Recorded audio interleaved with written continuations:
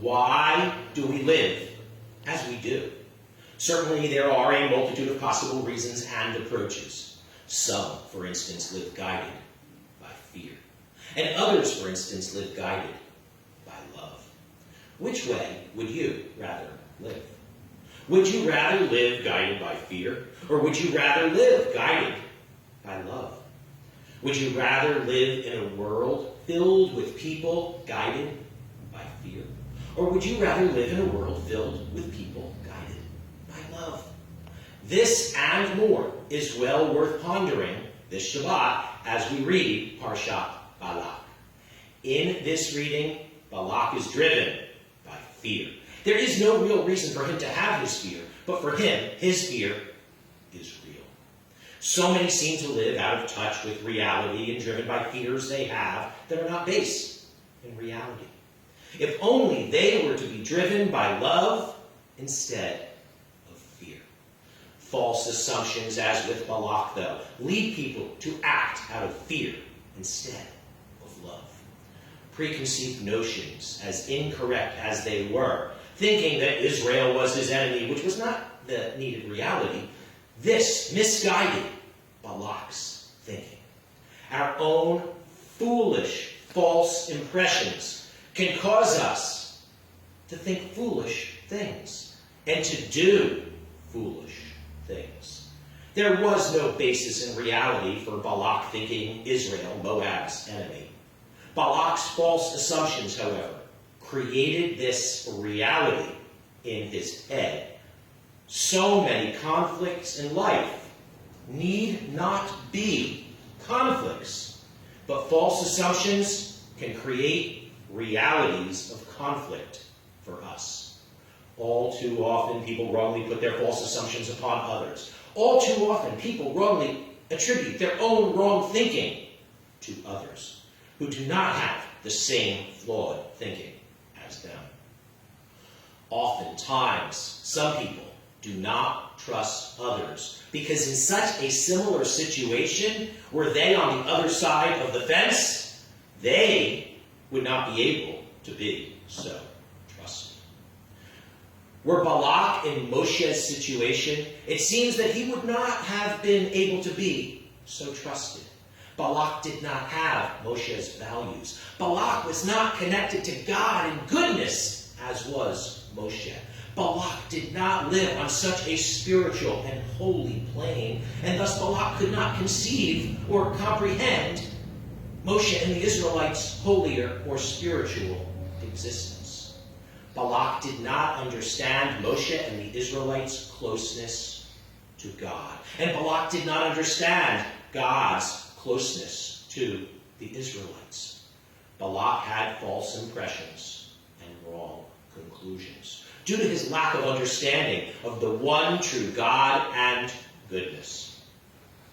Interesting it is that this entire story actually takes place not in the presence of Moshe or the Israelites. None of the Israelites witnessed this situation. Moshe did not witness this situation. The only witnesses were Balak, Balaam, other Moabites, and, of course, the talking donkey. We did not know the potential danger. We did not know of the situation while it was happening. Even Moshe only came to know of this situation through God. With his love for us, God rescued us again, this time from a danger about which we had not even been aware. God even provides warnings to others that he loves us so that those who work against us will get theirs. Those who curse us will be cursed. And those who bless us will be blessed. Instead of being affected by blessings and curses from without, we are to be a blessing or curse to others based on how they treat us. Mevarchecha baruch v'orerecha arur. Why, though, without us even witnessing or knowing about this situation, did God go through all of the drama of this situation? Why did God go through all the steps with the angel, the donkey, and more? Was all this drama actually necessary? What was the reason for all of this? Why did God have Balaam utter the beautiful words we know today as Mi Chamocha? Why did God turn the curses that were to come from Balaam's mouth into blessings? It is so very much about love. God's love. God's great love for us. Love can turn curses into blessings. Love is the greatest power of all. And God is there for us so much with love. In this parsha, God so well expresses his love for us. These poignant words were spoken by Balaam, but they were the sentiments of God. And thus, this situation has become such an important part of our history, and these words have become such an important part of our daily prayers. Ma tovu. Ma tovu ohalecha Yaakov mishkanotecha Yisrael. Love can turn curses into blessings. Love is the greatest power of all. And God is there for us so much with love. A loving parent does for a child even when they are not there. A loving parent does for a child even when they do not see. A loving parent does for a child even when they do not know. God is the ultimate parent. God loves us as the ultimate loving parent. God does all of this and so much more behind the scenes. We need not know all that our parents do for us, but truly loving parents do it anyway. We may not know, we may not realize, we may not understand all that God is doing for us as our ultimate loving parent behind the scenes. But we certainly should have faith in good and should be able to trust God. Even though we weren't there, we should be able to trust what God tells us. But how often is it that people make their own false assumptions without being there in a situation about which they wrongly assume? And oh so often without being in someone else's head and heart, and not knowing what they are really thinking and feeling, without knowing their true intent.